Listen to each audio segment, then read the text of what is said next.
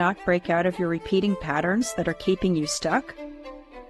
Do you feel sad, angry, or frustrated for no apparent reason? From Birth into Brilliance is a profound exploration of how our birth experiences can deeply influence various aspects of our lives. I emphasize that the way we were born and the environment we were born into affects everything from our emotional health to our physical coordination and mental clarity. My approach combines ancestral healing, reprogramming the neural pathways in your brain, and energy work to help you rebalance and break free from limiting beliefs and repetitive patterns. Are you ready to dig deep? For more information, visit shannonbtb.com. That's shannonbtb.com.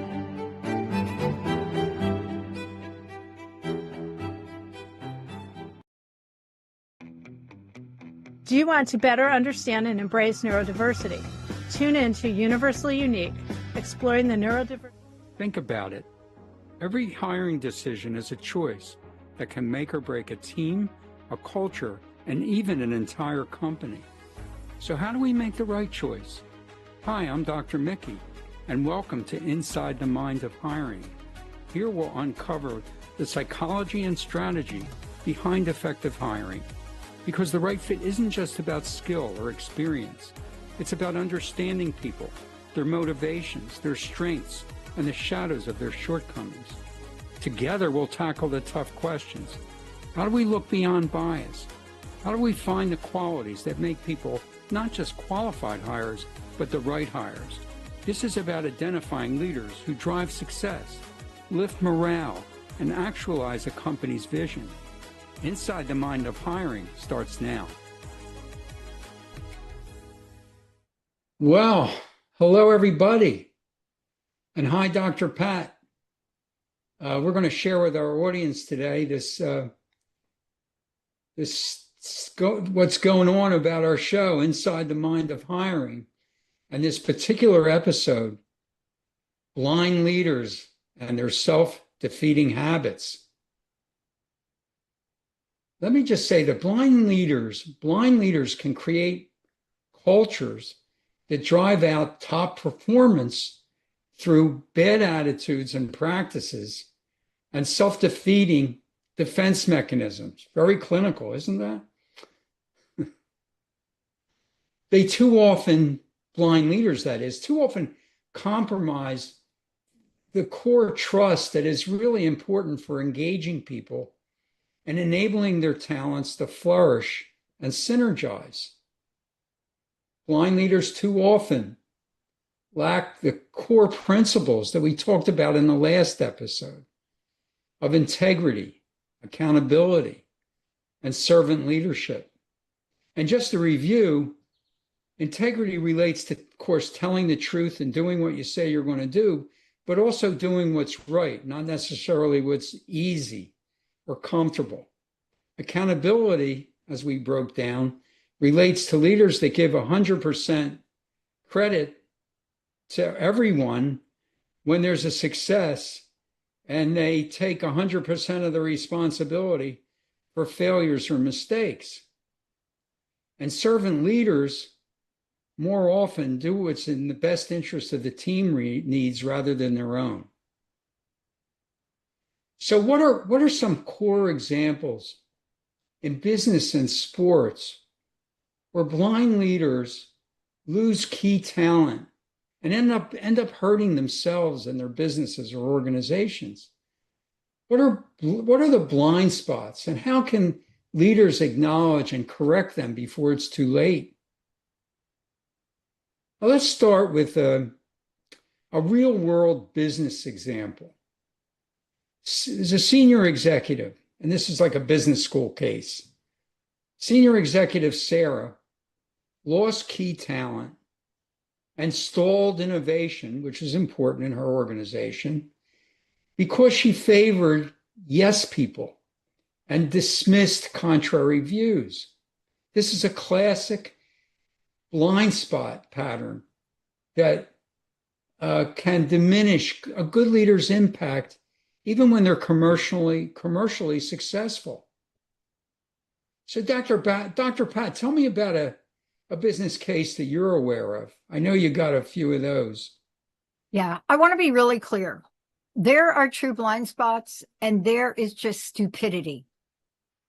So I want to be very clear about this, because where I I'm like it. sitting right now, I'm looking up the butt of stupidity. Now, you and I did a show last time about the WNBA, and we're going to touch upon it today. But the most stupidest thing now that I've heard as of an hour ago, and it explains a lot about leadership.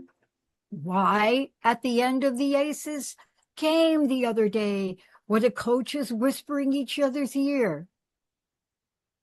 Justine Passant traded? Are you kidding me? So what are we talking about? Is it really blind leadership? Or is it leadership with an agenda, having you think, Dr. Mickey, they're blind? Certainly in the cases of business I've worked with, especially at Bellcore and the Bell system, where we all thought it was blind leadership when they decided to downsize people, until they changed the rules and started to target people just a little bit before the pension, but kind of up there in years, that good luck trying to find a new job, people. Oh, goodness. So we're like, kind. oh, they didn't know. Oh, blind? Stupid. Hear no evil, see no evil, but you are evil. Right. How do we pay all these people all that money? Oh, you want, here, let me get you going on something. Did you hear, you mentioned the trade. Hello. Was that women's basketball, women professional basketball? Yeah. Well, the Boston Celtics just traded Jaylen Brown to Philadelphia. Unbelievable trade. Rock on. Well, I don't know. He got 2 first-round draft picks and a later round draft pick, and he got. But here's the thing. He got a key player that's very old.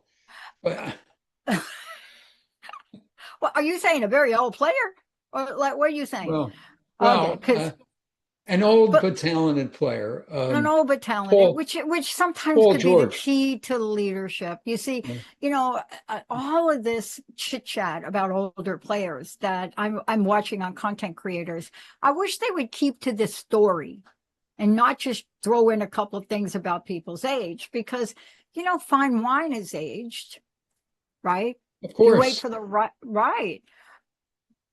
Right. But what is happening with leadership across the board, whether we're talking about sports or we're talking about business?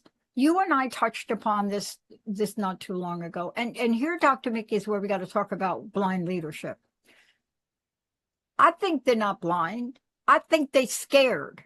I think, forget sports. Let's forget about the WNBA for 5 seconds.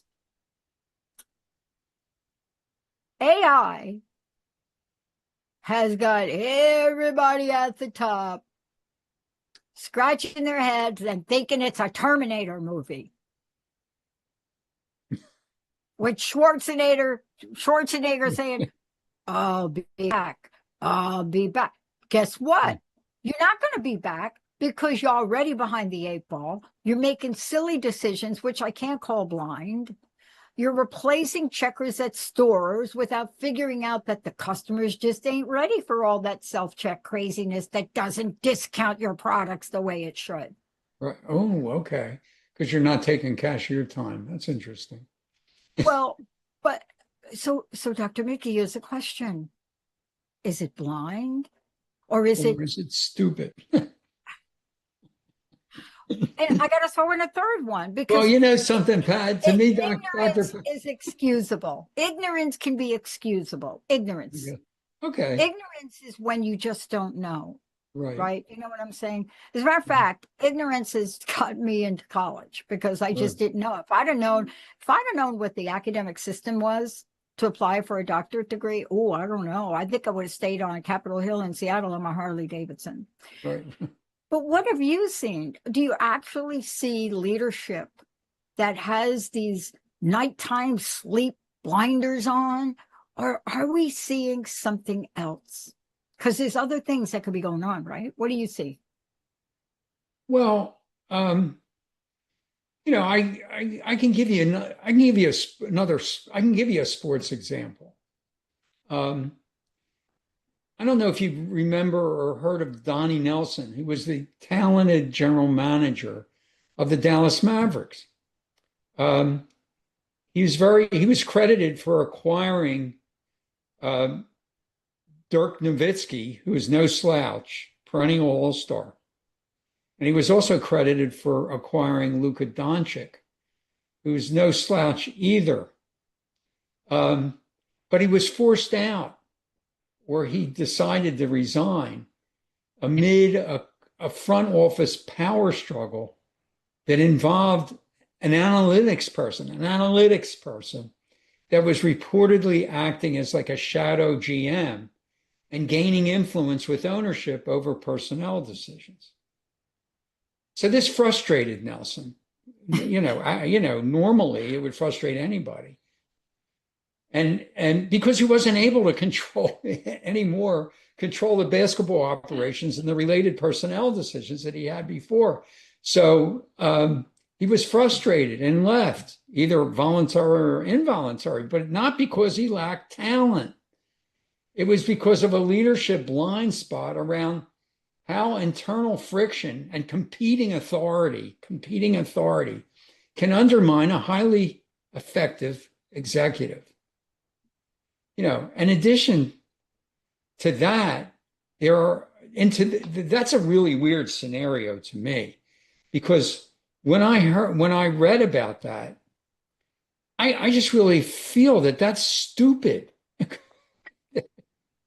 It's not, it's like, it's stupid that they didn't see that stuff, this analytics person, all of a sudden rises in credibility and competes with a really talented executive who has a track record for making really good decisions. And they let him, they forced him out, or he decided to quit and weaken the organization as a result. So in addition to that kind of stupidity or blind spots, whatever you want to call it, there's others too. And, one is failing to recognize key contributions, favoritism. And that was an example of favoritism. It was stupid. Confusing friction. When somebody causes a little friction, it doesn't mean that they're incompetent. It just means that a little friction revolves around them. And it could be because they're very competent. Squelching or dismissing healthy or important dissent. That's a fact. It's a blind spot, and it can cause people to leave. This is good. Failing to distinguish a person who is difficult to manage from a person that's too difficult to lose. Too difficult to lose. Talk about a blind spot or stupidity, some combination of both there. Well, I thought you might mention two of your favorite people, Dr. Pat. Which Carly one? Fiorina and Stephen Jobs. Well, I want to talk about Carly for a minute. Okay. So there's a couple of things that happens in the world. And I must say discrimination is no longer silent. And we can talk about that in another show. But I will tell you about Carly Fiorina. I mean, I don't get the whole Hewlett-Packard thing, except it's a family business. She ain't the family. You understand what I'm saying? She's not I the understand family. what you're saying, but it's not the family. It's like my mom said to me once. My mom loved me, my stepmom. But I remember her saying something to me, which I never forgot. She said, I love you as my child. And yet my blood children that I brought into this world have a special memory. And I understood that. But Carly, I mean, nobody came to her defense. Look at her record with HP. Come on now. I mean, look at the product she put out. So I'm going to put that aside because that's just stupidity. That's not ignorance, but that's something that happens in envy, and we're seeing it in the WNBA right now. right. The other one is Steve Jobs. what do I want to call that? Envy, jealousy, and the guy at the top that creating everything over there. Let's Right. fire him because what? You think he's what? Like a nut job? Well, yeah, I don't yeah. They know. thought What? well, he caused some friction. He caused some friction, Right. right? Okay. And what did they have to do, Dr. Mickey? What did they have Well, to do? well, they should have helped him. No, you They can't should have help enabled him Steve to cause Jobs. more That, friction. you know what that's like? That's like, oh, let me go help Einstein. Oh, okay. What? Well, they should have What? enabled him to cause more friction. They should have let him create. They Right. should have let him be Steve Jobs. Right. Right. Right. Just like they should let Caitlin Clark be Caitlin Clark, and that's a whole nother game. Right. But the point is they had to bring him back. Well, why did they bring him back? Because the organization Why? became a lot weaker when he left. Why? Because of what I call toxic root. Root is an acronym I use in leadership. But let's talk about leadership for a minute. You see, right before the show, my friend calls me and says, are you going to be talking about WNBA? I said, not in this show. We're not going to. He said, my friend said, you got to talk about it. I said, why? They said, did you just see the Passant trade? And I said, oh my God, now I understand the interaction between Stephanie White and Becky Harmon the other night. The Aces lost, right, to it. So I'm just backing up a little bit, and I'm trying to think, what is going on? What is going on? Well, the Indiana Fever trades Justine Passant to what? What is happening? What is going on in this? Okay, no counteroffer, nothing like that. But let's not talk about that. Let's talk about leadership for a minute, because there's not enough time. Leadership, Dr. Mickey, doesn't die because people make mistakes. I just want to be very clear about that. Lee Iacocca is another example. It doesn't die because people make mistakes. Leadership dies when truth becomes optional, courage becomes inconvenient, and trust becomes collateral damage. Well said. See, we're talking about examples where you could break it down. But there's also another thing to talk about, and you've seen this in companies you've worked in, and I've seen it. Right. Leadership rarely dies, rarely, in one dramatic moment. It dies in the thousands of small decisions no one thinks history will remember. Or that are important. But we don't remember them. No. No, we remember Churchill's decision last stand. Right. But we don't remember how long it took for the United States to make a decision. What the heck? You had to be bombed? I mean, these are things when you step back, you look at the transformational moment. But transformational greatness, you see, transformational greatness doesn't change the game. It exposes the leadership around it. Transformational greatness of a Caitlin Clark, an Asia Wilson, I don't care who you want to pick out, a Michael Jordan, right? Mickey Mantle, Babe Ruth, I don't care who you talk about. What that does, it exposes the leadership around it.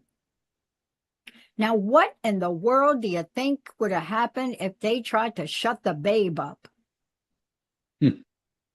Come on. Well, come on. Babe would have He'd either have taken the bat. The Babe would have carried the bat and like took some people out. Yeah, right.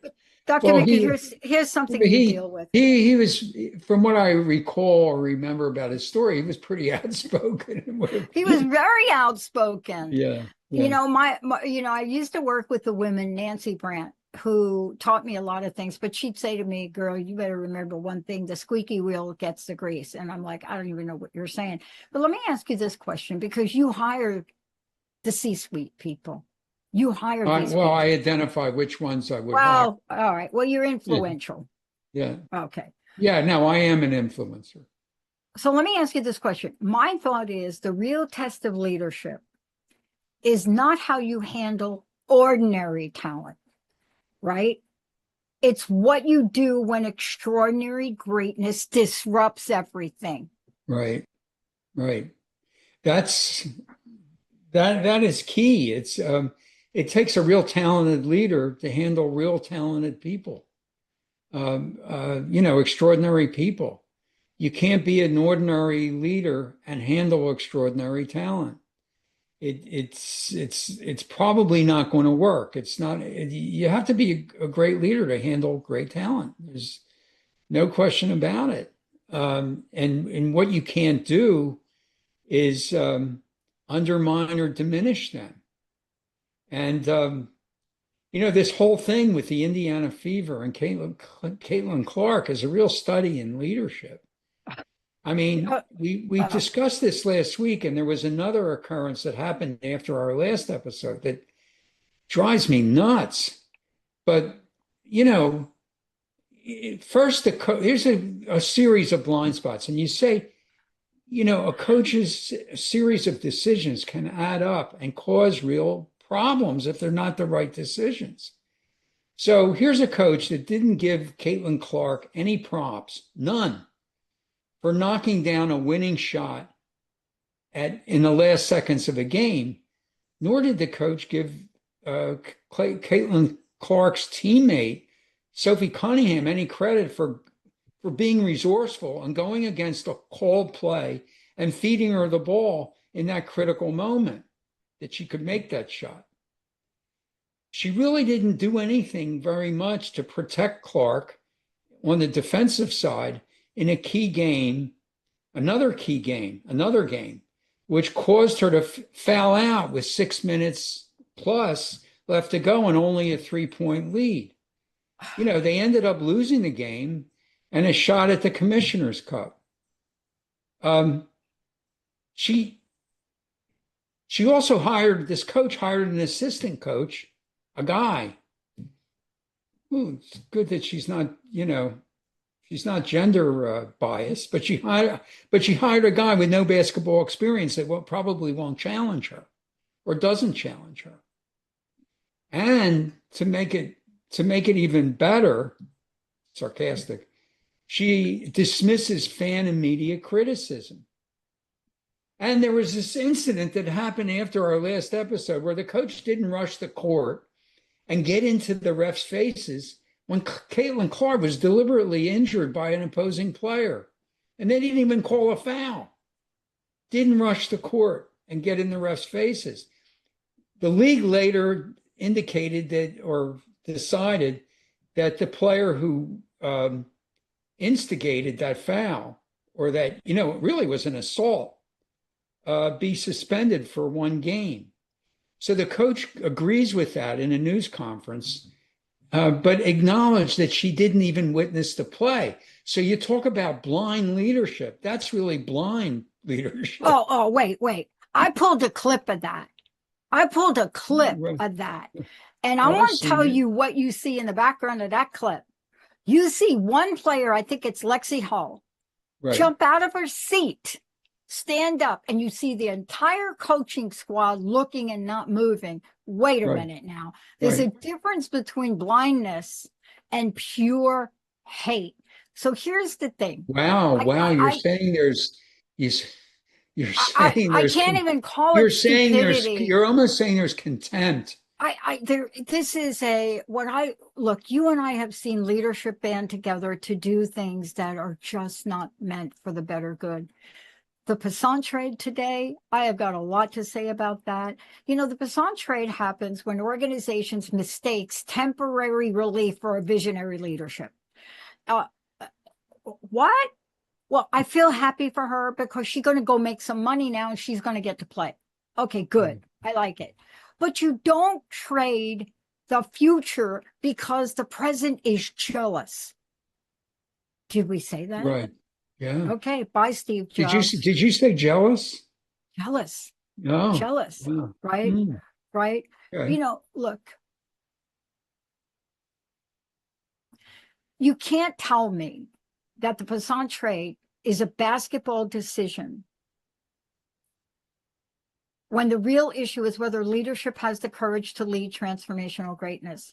This whole thing with this, the most disruptive talent in the game has to leave because he cannot manage envy, resentment, ego, internal politics. Right. That's not a trade Right. because there was no counteroffer to keep her. Yeah. What? Yeah. Well, That's an yeah, okay. It's an institutional confession. Right. And through a toxic culture. You and I can talk about this. You know why? Even though we're not playing basketball, we have seen this over and over and over again. We do see it over and over again. It's incumbent upon leaders, when a talented person leaves and the organization looks and acts weaker. The problem wasn't the person's style or their skill, for crying out loud. It's leadership's inability to manage that style and skill, that talent. If you lose a key player, it is important to take a hard look at yourself, check your defenses at the door, and make a positive change or adjustment. For crying out loud. I don't know it seems like people with a lot of money and a lot of track record don't do that kind of stuff. You've got a lot of issues in the WNBA game that are being, smoked out. You have a veneer of racism, if not something bigger. But here's the deal. Caitlin Clark did not create the cracks in women's basketball. She made them impossible to ignore. I guess maybe that's the case. She's such a special talent, and they're treating her like, what?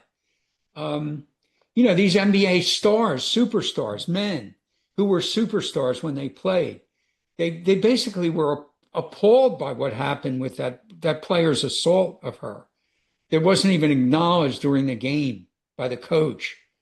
And it's like they've advised, at least one of them has advised Caitlin Clark to quit the WNBA and play in Europe to earn more money and get more respect.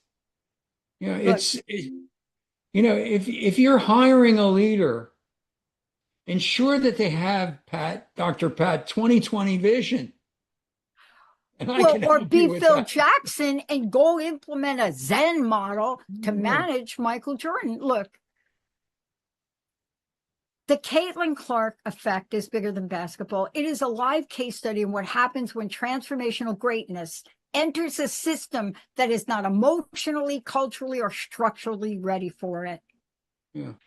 I don't know. I don't know to what degree. I know we have to go, but to what degree is Caitlin Clark standing up for herself in this situation? I don't know. I have no idea. She is. Good. She's standing up for herself because she's true to herself. See, Good. She's not going to ever be me talking like this, but I was never me.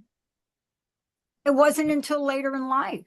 Oh, that you became me, or you. Dr. Mickey, I watched atrocities that I go back in my memory bank and say, why did I let that happen? Well, you learn from it, right, Dr. Pat? Caitlin Clark represents a bigger picture. The 10, 11, 12-year-old girls that look up to her. Sure. She understands, if not clearly, that she's part of something that she cannot control and manage. But I'll tell you what she is. She will fight for the underdog the way she called out the way referees were being paid the other day. They're not. She said, make them employees and get them training. Right. That's her after being fist on the ground, Caitlin Clark. Yeah, God. Yeah, good for her. Good for her, Dr. Pat. Thank you, Dr. Mickey. We're good. You got it. We're time to check out. Thank you. You have been listening to Inside the Mind of Hiring with me, Dr. Mickey Fineberg. Tune in the first and third Tuesday at 11 on Transformation Talk Radio to discover the psychology of making successful hiring decisions. In each episode, hiring managers and HR pros will learn how to leverage assessments and other key screening sources and avoid common pitfalls. Job seekers will gain insight into successfully presenting themselves. For more information on assessing people for mission-critical jobs and on career assessment and coaching, visit deltaconsultants.com and my LinkedIn profile. If you'd like to write me personally, it's Mickey, Mickey, @deltaconsultants.com.